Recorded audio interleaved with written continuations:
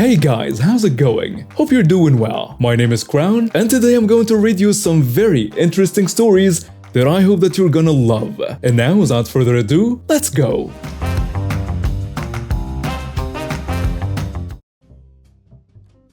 This is something my mom witnessed while shopping at Target earlier today. Mom was walking through the woman's clothing aisle when she heard Karen screaming at an employee about not having the clothing she wanted. Something about it wasn't the right style or color or whatever. Employee is trying her best to help Karen, but Karen is just doing what a typical Karen does. She eventually calms down and asks the employee to show her a fitting room, and the employee points out where they are. Karen walks in, yelling at the employee, "You better still be here to help me once I'm finished." And the employee takes the opportunity to go to her manager and tell her what happened. The manager goes to the fitting rooms to confront Karen while she's in there. "Ma'am, are you still in there?" "What do you want?" "Ma'am, this is a family establishment. You cannot be harassing my co-workers like this." "Well, this is America. I can do whatever I want." "Ma'am, once you're fully closed, could you please come out so we can talk through this?" Karen then busts the door open and steps out wearing nothing except her undies. "Ma'am, could you please step back in and dress yourself?" "What are you gonna do, huh? Arrest me?" "Please, could you just put some clothes on and then we can talk things over?" Karen then starts complaining about her stomach hurting and feeling sick, and then suddenly vomits herself all over the fitting room. The manager is trying to calm her down while she's screaming for an ambulance and vomiting everywhere. The manager calls for a hazmat cleanup and is trying to get Karen to stop vomiting everywhere. Eventually, the police are called and she is cleaned up and escorted out by the cops. And that's about when my mom finishes her shopping and heads out. Crazy stuff. Well, good morning, afternoon, or evening. I'm a writer and a photographer, where I like to visit abandoned places and urban life. I own TikTok and YouTube where I post about my travels. And I'm a marijuana user. I feel that marijuana makes me more creative, and so I tend to eventually use it to write, study about my current field, study for college, I'm trying to be a doctor, and to photograph places from a different perspective. In this case, I only go to the ones I've visited before. But I understand that some people may not like marijuana because of prejudice or for another reason. One of the neighbors doesn't care and smokes too. Another doesn't care, but the upstairs neighbor, precisely where I smoke from the joint out the window so as not to disturb others in the hallway, said he wouldn't like me to use marijuana at home. Again, through the conversation, I tried to understand the situation. He has nothing against those who use it, and he found my responsibility to notify the neighbors about my habits admirable, but he has serious problems with allergies to smells. Being that his house has hospital smell as they only use neutral disinfectants, and that marijuana sometimes triggers it. So I started to only smoke bong at home, which smells less. When he's not home, I watch his car leave, and then I keep a good relationship with the neighborhood. So after this introduction, I can get to Karen. On the day in question, my neighbor was home and I didn't have my bong. My cat broke it. And I was researching places to visit and studying photography. So to smoke a joint, I went down from the building and went to a public square next to my house.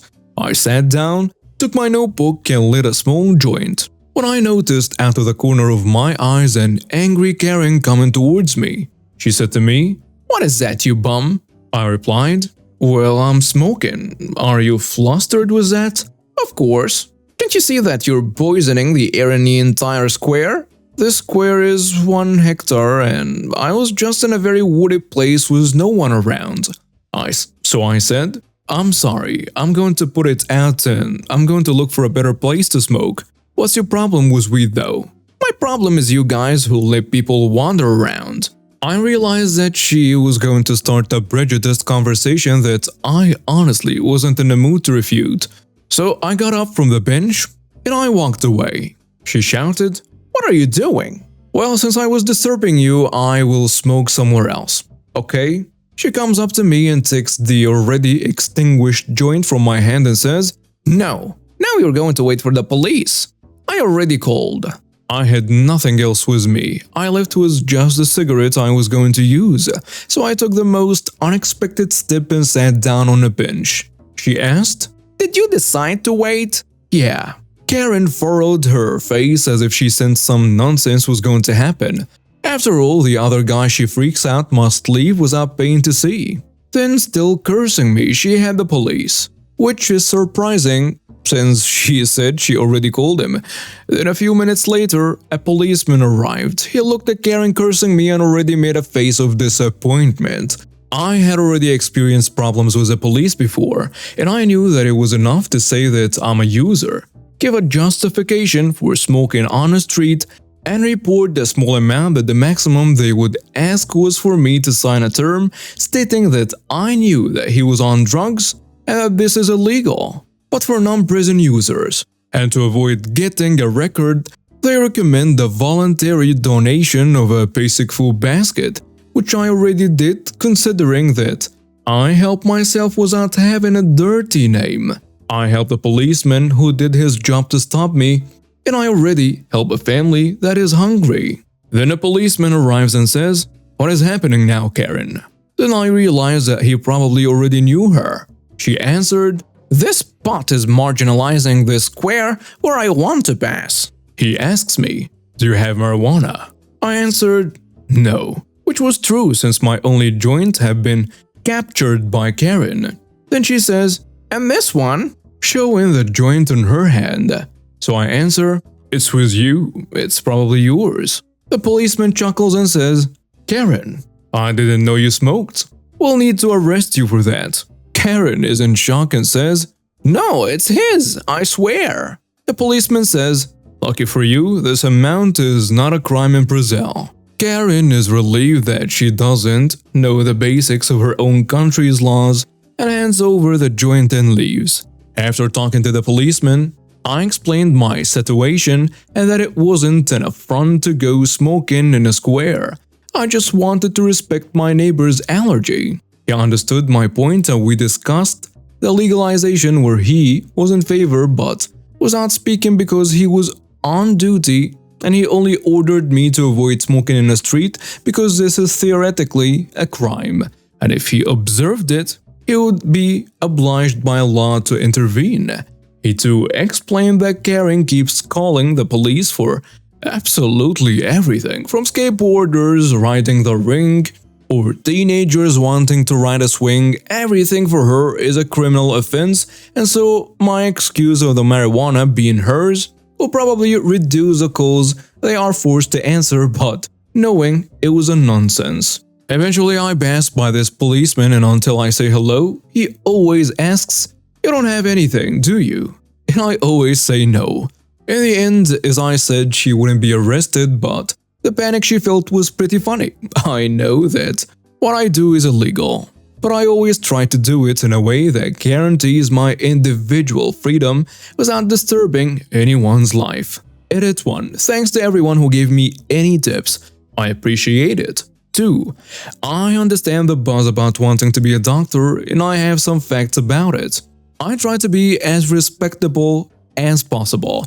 I know I can get stoned to study medicine or when I go to work professionally as a photographer. It is not feasible to use any substance when working on something that affects the lives of others, whether opening a person or taking pictures of an apartment to be sold. It is remarkable the existence of mental problems in overworked doctors, which leads them to be alcoholics or users of self-prescribed prescription drugs. You shouldn't be concerned about a joint smoked by a student outside of your work, but about the mental health of an entire class who are always ready to help you. I already had the nightmare of having a depressed doctor. It was November of 2019 and I worked at a local pizza chain of around 6 locations in college. I was a server, but our dining room underwent a renovation. That would have been March of 2020, ironically. That made all of our orders become takeout and delivery. Now, for some inexplicable reason, our location got a lot of prank calls, to the point where my manager made a new policy saying that all the orders over $40 had to be paid with a credit card over the phone, and to hang up and report prank callers so he could plug the number on our phone system. When our manager quit in November of 2019 to work for the pizza place with a red roof, no one really wanted to assume his duty. It was 2 times as much work with no pay increase of any kind. So the management of the chain appointed the regional supervisor, who we will call Mike, to oversee management for our location temporarily. No one liked this supervisor because Mike had total power trips on the employees, threatening and even attempting to fire people. Luckily, upper management denied all his requests. Mike never worked in food service before, but he would constantly demand for us to cook things faster, even if going against food safety regulations. Mike refused to help when a small fire started in the oven that he denied to have shut down when an employee noted that the roller would get stuck, causing pizzas to get stuck inside. Mike made inappropriate, explicit comments about female employees. Mike was racist. He once tried getting a colored employee that didn't have access to the cash drawer arrested after he miscounted the drawer. It was off by $6. Mike was just a bad person, to be honest. I could keep going. One evening on a Saturday, we got an online order to a local church for 40 large pizzas, some soda, and like 20 orders of breadsticks. Came out to like $800 in total to be paid by cash on pickup. First red flag. I call the customer on the phone and tell them about the credit card policy. They said that they have a check, something we stopped accepting because of all the fraud nonsense 6 months ago by our old manager. Then they wanted to cancel the order. No problem. We didn't have to refund any sort of credit card, so I just pulled a ticket from the kitchen and canceled the order on the POS. Easy. I got the ticket, and while I was walking out, Mike asked me what I'm doing. I told him about the weird order and how they wanted to cancel it. He then scolds me and tells me about running a real business and to always accept any form of payment. I told him about the policies the old manager put in place, and he said to no longer follow them. He calls the customer and tells him that they will be able to get him his pizzas. The kitchen makes all 40 pizzas, all of the breadsticks, and we provide him with 12 bottles of 2 liters Pepsi, and the customer shows up in a hoodie and sweatpants. When he pays, he gives us a cashier check for the precise amount written by another organization that is not on the order. Second red flag. I started to think that this person is not from the church. I alert Mike and he tells me to stop being such a wuss saying, "Get back to work." So I take it, put it in a drawer, and he goes on his merry way. I clock out 30 minutes later and go back to my dorm. On Monday, I woke up to a voicemail from the finance department wanting to meet about a fraudulent check that was received as payment for an order that weekend. I meet up with them at the management office and I tell them everything. How Mike made me take an order that went against policy and how he ignored the red flags. I also brought to their attention the multiple grievances that have gone ignored about Mike. HR got involved and Mike was fired. The final nail in the coffin was when the finance manager found out that Mike made an inappropriate comment about her daughter that worked at another location.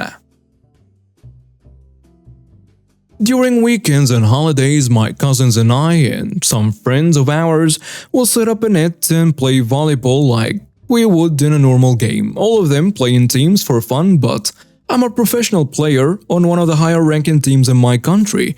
Besides this advantage, I stand at 6 feet 11 inches, so I never actually gave any efforts. I would pass the ball to the other side, then do blocks on my tiptoes.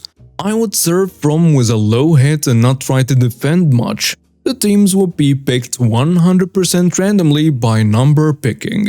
The team I would end with would celebrate and the others would try to avoid me getting the ball all the time Cause with my height and experience, no one could catch me on a block. I agreed to not spike at all and mildly direct the ball as much as the game rules allows me to, so the game would be pretty balanced. Everyone had fun cause none of us took it seriously, and we did all sorts of dumb stuff to get points and it was really pleasant. Things are okay for months, no one complaining about anything until two new girls come along. They were friends of my cousins. They played volleyball in a high-ranking team on the U21 teens games. They were a strong influence on everyone and they were trying really hard to win. And suddenly we counted all net fouls, ball directing and wrong positioning in the field as a point to the opposite team. One day the team making ended with the best of 6 on one side and I was with all the weaker ones. Now it seemed like a great time for me to actually jump, which I didn't have to until now because of my height, and mildly passing/directing the ball. The other two girls were spiking with all their might and trying to play tricks, but I am too experienced with basic tricks and I was able to catch almost half of their attacks in my block and win the point, which made them pretty angry. Also having 3 Lepros. For those who don't know, the Lepro in volleyball is usually a pretty short player behind the 3-meter line who are specialists on defending. On the back line, we somehow kept catching up to them. It was all fun and games with no one saying anything until we passed them at the score 16-15 and sets ended at 25. From this moment on, they would try to give a foul to everything I did. Or you touched the net, or you directed the ball, or you stepped on a line during serve. 6 or 7 times in a row they tried to get a point from me for directing the ball, and now frustrated I was like, do you all prefer it if I spiked it? And positive crowd noises were to be heard from both teams. The two girls had no idea that I even play volleyball cause, as I said, I never actually gave any efforts for small friendly games like these. I spiked the game was 110 km per hour and my vertical reach 362 centimeters. And now pandemonium. The set ended in less than 5 minutes after my team was passing every ball on me to get a point, laughing hard with the privilege the opposite team gave me. Easy to say they all agreed I wouldn't get falsely fouled for any reason again, and the two girls stopped acting as the best ones in there. Cause, as I like to say, everyone in a friendly game is equal. It's all meant to be done for fun. If you're actually better and remain humble, people will respect you for this trait. Acting big may satisfy your ego for a while, but there is always a bigger fish, and people will always wait for you to make mistakes to get it on you. Stay humble and respect everyone. And now we have reached the end of today's stories. Thank you for watching and see you next time.